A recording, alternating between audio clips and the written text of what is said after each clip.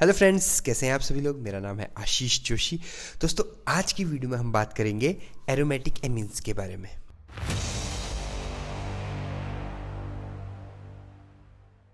दोस्तों, पिछली वीडियो में हमने बात कर रहा था structure and uses of phenols. Phenol के स्ट्रक्चर और यूजेस के बारे में हमने पढ़ा था। आज हम बहुत ही इंपॉर्टेंट टॉपिक है जिसका नाम है एरोमेटिक एमीन्स। एरोमेटिक एमीन्स, ठीक है दोस्तों, बहुत ही इंपॉर्टेंट टॉपिक है, बहुत ही ध्यान से समझिएगा। कुछ नहीं है इसमें। जब बेंजीन के ऊपर, एरोमेटिक है ना, एलिफेटिक तो नहीं है, तो एरोमेटिक है तो रिंग स्ट्रक्चर होगा, उसके ऊपर आप एमीन ग्रुप लगाते हो तो यानी NH2 लगा देते हो, तो इसको हम बोलते हैं एरोमेटिक एमीन। इसका नाम है एमीन। अब ध्यान से देखना, ये पूरा स्ट्रक्चर नहीं, इसमें एक लोन पेयर भी होता है आपका। क्यों लोन पेयर क्यों होता है? आप सबको पता है नाइट्रोजन की वैलेंसी कितनी होती है। नाइट्रोजन का जो मॉलिक्यूलर नंबर होता है, एटॉमिक नंबर होता है, वो होता है 7। अगर आप इस 7 को देखेंगे तो ये 2 और 5 है, ठीक है। मतलब इसके आउटर मोस्ट शेल में 5 इलेक्ट्रॉन है, जिसमें से 3 तो बिजी हो गए। कैसे बिजी हो गए? ऐसे बिजी हो गए। ये रहा आपका बेंजीन, ठीक है। ये रहा एक N बेंजीन के साथ, एक N एक हाइड्रोजन के साथ, दूसरा N दूसरा हाइड्रोजन के साथ, बचे 2, तो वो 2 लोन पेयर की तरह वर्क करेंगे। क्या ये बात सबको क्लियर हुई? बहुत बढ़िया। तो ये क्या है आपका? इसको हम बोलते हैं एमीन। ये है आपका, इसको मैं सब रिमूव कर देता हूँ, ठीक है, ये समझने के लिए था। ये है आपका एमीन, ठीक है। इसका नाम हो जाएगा एमीन। कौन सा amine? Aromatic amine. Aromatic group है तो एरोमेटिक, ठीक है। अब इसमें क्या है? इसका रेजोनेंस है। रेजोनेंस क्या होता है भैया? रेजोनेंस सिंपल सा है कि ये कैसे रेजोनेटिक स्ट्रक्चर देता है। कैसे देता है रेजोनेटिक स्ट्रक्चर? आपको पता है कि यहाँ पर जो लोन पेयर है, इस लोन पेयर को अगर मैं इधर शिफ्ट कर दूं, अब ये देखिए, अब जैसे ही मैंने इधर शिफ्ट करा तो ऊपर आ जाएगा पॉजिटिव चार्ज। जैसे ही पॉजिटिव, क्योंकि यहाँ पर डबल बॉन्ड आ गया तो यहाँ पे पॉजिटिव चार्ज आ जाएगा। जैसे ही यहाँ पर डबल बॉन्ड आ जाएगा वैसे ही यहाँ पर क्या हो जाएगा? जैसे ही यहाँ पर डबल बॉन्ड आ जाएगा वैसे ही यहाँ पर एक नेगेटिव चार्ज आ जाएगा, ठीक है। कैसे आएगा वो हम अभी थोड़ी देर में पढ़ेंगे। फिलहाल हम इतना पढ़ेंगे कि जैसे ही यहाँ पर हमने ये डबल बॉन्ड आया वैसे ही ये बॉन्ड शिफ्ट होके इधर चला जाएगा, ठीक है। और अब नेक्स्ट स्ट्रक्चर में हम पढ़ेंगे। अब क्या होगा आपका? यही बेंजीन है आपका प्यारा सा, और यहाँ पर आ जाएगा डबल बॉन्ड NH2, ठीक है। पॉजिटिव चार्ज तो इसमें पहले से ही है, ये यहाँ से शिफ्ट होने के बाद आ गया है, और यहाँ पर आ जाएगा आपका एक नेगेटिव चार्ज और एक लोन पेयर, ठीक है। इस तरह से क्या बात सबको क्लियर हुई? बहुत ही बढ़िया, बहुत ही बेहतरीन। ओके, नेक्स्ट स्ट्रक्चर में क्या होगा आपका? कुछ नहीं होगा। ये वाला जो है ये इधर शिफ्ट हो जाएगा, और ये जो डबल बॉन्ड है ये इसके पास शिफ्ट हो जाएगा। तो क्या बन जाएगा आपका? इस तरह से। बहुत आसान है करना, सेम वैसे ही है। NH2, ये बॉन्ड यहाँ शिफ्ट हो गया तो यहाँ पर डबल बॉन्ड आ जाएगा, और ये बॉन्ड इधर शिफ्ट हो गया तो यहाँ पर नेगेटिव चार्ज और लोन पेयर आ जाएगा। बाकी के बॉन्ड वहीं के वहीं रह जाएंगे। बहुत बढ़िया। नेक्स्ट में क्या होगा? अब ध्यान से समझिएगा। अब क्या होगा? फिर से ये वाला जो लोन पेयर है ये शिफ्ट हो जाएगा यहाँ पे, और ये जो डबल बॉन्ड है ये शिफ्ट हो जाएगा इस पे, ठीक है। तो क्या बन जाएगा आपका? इस तरह से, ton ton, double bond NH2, और इधर आ जाएगा आपका ये डबल बॉन्ड इधर शिफ्ट हो गया यहाँ पर, और इधर पे आ जाएगा आपका नेगेटिव चार्ज। क्या ये बात आपको क्लियर हुई? बहुत बेहतरीन। नेक्स्ट क्या होगा आपका? ये जो लोन पेयर और नेगेटिव चार्ज है इधर शिफ्ट हो जाएगा, और ये जो डबल बॉन्ड है आपका, ये डबल बॉन्ड वापस से यहीं शिफ्ट हो जाएगा। तो आपके पास क्या कंपाउंड बन जाएगा? अब आपके पास जो कंपाउंड बनेगा वो बनेगा आपका इस तरह से।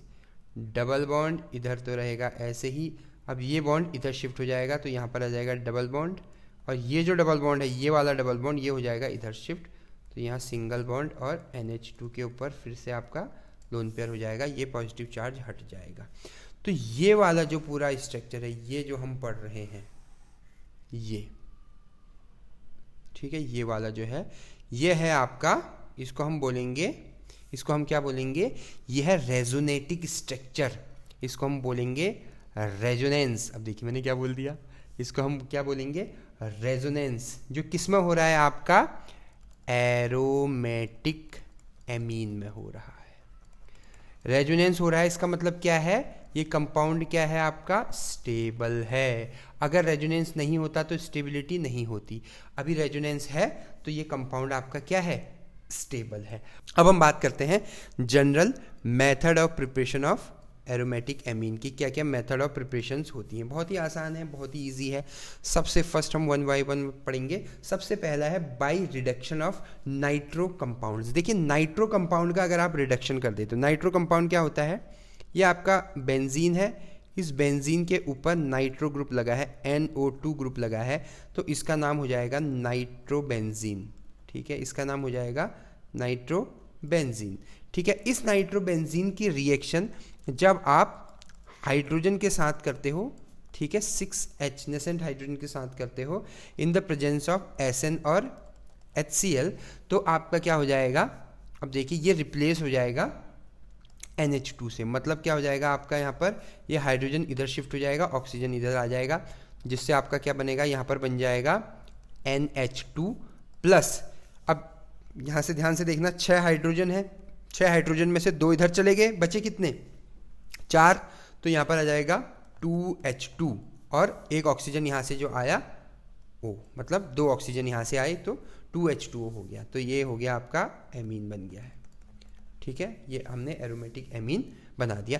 इस एरोमेटिक एमीन, ये तो हम एमीन बोल रहे हैं, ठीक है, इसका नाम वैसे क्या है, ये है एनिलीन। अब देखिए बेंजीन के ऊपर जब भी NH2 होता है तो उसको हम बोलते हैं एनिलीन। ठीक है, ये बात आप ध्यान रखिएगा। ठीक है, बेंजीन के ऊपर NH2 एनिलीन होता है। क्या ये बात सबको क्लियर हुई? बहुत बढ़िया, बहुत ही शानदार। सेकंड, दूसरा हम पढ़ते हैं आपका, सेकंड है आपको बहुत ही इंपॉर्टेंट है ये। इसमें से मैं आपको लगभग 4 कराऊंगा, उनमें से 3 भी आप कर लोगे तो मोर देन सफिशिएंट है। ठीक है, अब अच्छा, दूसरा है आपका ammonolysis of halogen compound. Ammonolysis मतलब क्या होता है, अमोनोलाइसिस मतलब अमोनिया के साथ रिएक्शन होता है जिसमें अमोनिया ब्रेक हो जाता है आपका। ठीक है, मतलब इसमें आपने क्या क्या लिया है कंपाउंड, एक तो आपने सीधे सीधे लिया है क्लोरोबेंजीन के 2 मोल लिए हैं, प्लस उसकी रिएक्शन आप करोगे Cu2O। अब Cu2O क्या होता है ये मुझे आप कमेंट में करके बताइए। मैं ऑप्शन दे रहा हूँ, क्यूप्रस ऑक्साइड या क्यूप्रिक ऑक्साइड, क्या होता है आप कमेंट में करके बताइएगा। ठीक है, और इसकी रिएक्शन हो जाएगी अमोनिया के साथ 2 मोल लेके। ठीक है, और हमको क्या मिलेगा, कितने, 470 केल्विन की प्रेजेंस में, और हमको मिल जाएगा सीधे सीधे मिल जाएगा एनिलीन NH2। ठीक है, इसके 2 मोल निकलेंगे। ठीक है, मैं बार बार एनिलीन लिख नहीं रहा हूँ, आपको मैंने ऊपर बता दिया है। ठीक है, प्लस यहाँ पर आपको बचेगा 2 मोल CuCl। ठीक है, और प्लस H2। क्या है बात सबको क्लियर हुई? और ये आपका यहाँ पर जो कंपाउंड है वो आपका कंपाउंड बन गया है। ठीक है, क्या है बात सबको क्लियर है? इसको हम धीरे धीरे याद करना है। अगर आप एक बार में पढ़ने की कोशिश करेंगे तो नहीं होगा, आपको धीरे धीरे करना पड़ेगा याद। ठीक है, थर्ड की बात करें हम, तीसरा है आपका अमोनोलाइसिस ऑफ फिनॉल। जैसे अभी हमने क्या किया, अमोनोलाइसिस ऑफ हेलोजन कंपाउंड किया था। ठीक है, अब हम अमोनोलाइसिस करेंगे फिनॉल का। फिनॉल का स्ट्रक्चर आपको पता ही है, हमने अभी पढ़ा है कुछ टाइम पहले। बेंजीन के ऊपर OH जो है वो फिनॉल कहलाता है। उसकी रिएक्शन आप सिंपली अमोनिया के साथ कर देंगे। ठीक है, in the presence of ZnCl2 zinc chloride. ठीक है, 570 केल्विन। ठीक है, इतनी एनर्जी लेके, तो आपका क्या हो जाएगा, आपका बहुत बेहतरीन तरीके से ये H2 इधर शिफ्ट हो जाएगा और ये इधर आ जाएगा। ठीक है, तो क्या हो जाएगा आपका NH2 प्लस क्या बचेगा आपका, बहुत बढ़िया, वाटर, 1 मोल वाटर का निकल जाएगा। ठीक है, ये फिर से बन गया आपका एनिलीन। क्या ये बात सबको क्लियर हुई? चौथा है आपका रिडक्शन ऑफ नाइट्रोसो कंपाउंड। अब देखिए नाइट्रोसो कंपाउंड क्या होता है।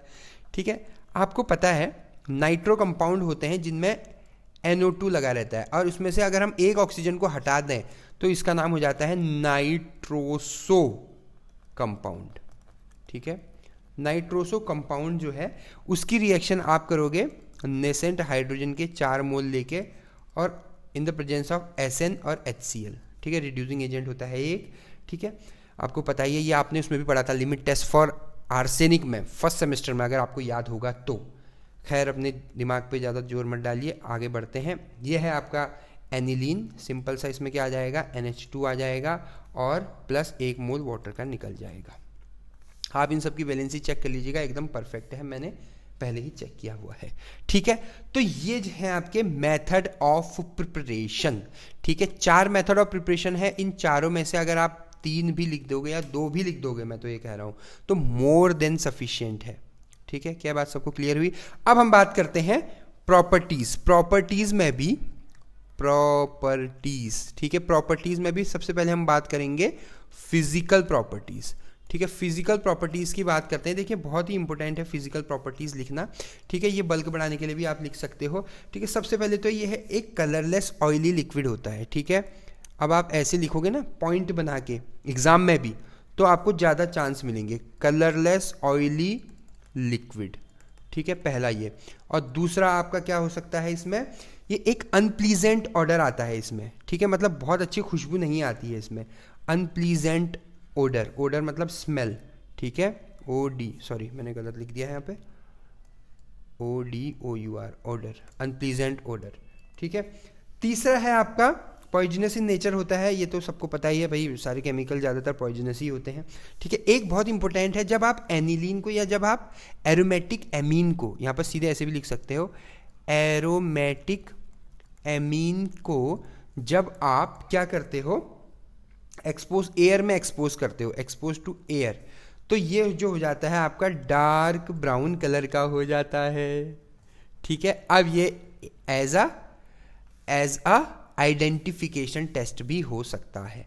ठीक है, उसके बाद फोर्थ है आपका पार्शली इनसॉल्युबल इन वाटर होता है। ठीक है, सीधे सीधे लिख दो, इनसॉल्युबल इन वाटर, या आप ऐसे भी समझ सकते हो क्योंकि ऑयली लिक्विड है तो वाटर में इनसॉल्युबल होगा, ये तो आपको पता ही है।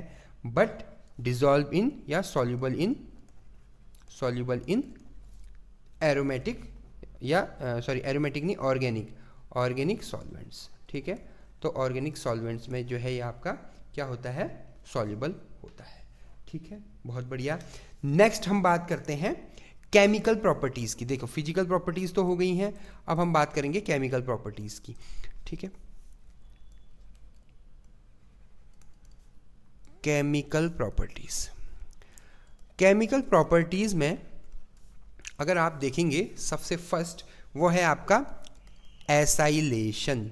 एसाइलेशन में क्या होता है, हम सिंपल केमिकल प्रॉपर्टीज है, मतलब एमीन की रिएक्शन हो रही है किसके साथ, एनिलीन ही ले रहे हैं इसमें हम, किसके साथ रिएक्शन हो रही है, एसिटाइलेशन हो रहा है, तो एसिटाइल क्लोराइड CH3COCl। अब देखिए, ठीक है, एसिटाइल क्लोराइड, इसका नाम है एसिटाइल क्लोराइड। एसिटाइल क्लोराइड के साथ रिएक्शन करेंगे तो सिंपल आपको पता है यहाँ पर क्या मिल जाएगा आपका NHCOCH3, जिसका नाम है एसिटेनलाइड प्लस हाइड्रोक्लोरिक एसिड मिल जाएगा। कैसे मिला, ये कैसे हुआ, यहाँ से एक हाइड्रोजन आया फुदक के, एक हाइड्रोजन उसने Cl के साथ HCl बना लिया इधर, और बाकी जितना है क्योंकि एक हाइड्रोजन इधर चले गया तो यहाँ क्या बचा, NH बचा और COCH3, तो जितना यहाँ है वहाँ बचा हुआ वहाँ लिख दीजिए। ठीक है, तो ये याद करने के लिए भी आप ऐसे भी इसको याद कर सकते हैं। सेकेंड है आपका एल्काइलेशन। ठीक है, अब एल्काइलेशन में क्या है आपका, सीधे सीधे ये आपका, राइटिंग मेरी बहुत वाहियात है तो राइटिंग पे प्लीज मत जाना। इसकी रिएक्शन हम एल्काइलेशन मतलब एल्काइल हैलाइड के साथ करते हैं, RX, या एग्जांपल ले लें CH3I ले लेते हैं, तो सीधे सीधे HI बाहर निकल जाएगा। ठीक है, जैसे ही HI बाहर निकलेगा तो क्या बचेगा आपका, सीधे सीधे बताओ, NHCH3। कैसे भाई, एक हाइड्रोजन यहाँ से रिमूव हो गया, ठीक है, ये I यहाँ से रिमूव हो गया तो NHCH3। अभी भी यहाँ पर एक HI और निकल सकता है, ठीक है, क्योंकि एक हाइड्रोजन और है यहाँ पर अभी, तो फिर से आप CH3I के साथ रिएक्शन कराएंगे और आपको फिर से क्या मिल जाएगा, अब आपको मिलेगा NCH3 का होल ट्वाइस। ठीक है, HI बाहर निकल गया, यहाँ से H निकला, यहाँ से I निकल गया, तो 2 CH3 मिल गए आपको, तो NCH3 का होल ट्वाइस। ठीक है, अब मैं इसका अगर नाम पूछूं तो नाम क्या हो जाएगा, NN डाई मिथाइल। ठीक है, क्योंकि 2 मिथाइल ग्रुप है तो NN डाई मिथाइलानिलीन। ठीक है, एनिलीन है ना, मिथाइल डाई सॉरी एन डाइमिथाइलानीन हो जाएगा। ठीक है, नेक्स्ट हम बात करते हैं थर्ड है आपका ग्रिग्नार्ड रिएजेंट। ठीक है, बहुत ही प्यारा है, बहुत ही इजी रिएक्शन है इसकी। ग्रिग्नार्ड रिएजेंट क्या होता है, बहुत ही इंपॉर्टेंट है, RMgX। जहां पर भी RMgX है, जहां पर भी RMgX, अब ये ध्यान रखना आप, जहां पर भी RMgX आएगा वहां पर ग्रिग्नार्ड रिएजेंट यूज होगा। ठीक है, उसको हम ग्रिग्नार्ड रिएजेंट बोलेंगे। ठीक है, तो अब करके देखिए ग्रिग्नार्ड रिएजेंट की रिएक्शन क्या होती है आपकी। सिंपल है, RMgX को Br मान लेते हैं प्लस C6H5NH2, ऐसे भी तो लिख सकते हैं, जरूरी थोड़ी है बेंजीन बना के लिखें बार बार। ठीक है, तो देखिए RH निकल जाता है, यहाँ से R निकाल दीजिए, यहाँ से H निकाल दीजिए, सिंपल। तो जो बचेगा उसको लिख दीजिए RH प्लस, अब क्या बचा, सिंपल सी बात है, C6H5NH, ये तो बचा ही, और यहाँ से क्या बचा, MgBr, ये वाला MgBr। ठीक है, तो मतलब ये निकला, हमें क्या मिला, हाइड्रोकार्बन। अब देखिए, ठीक है, उसके बाद फोर्थ है आपका, बहुत ही इंपॉर्टेंट है, हेलोजिनेशन।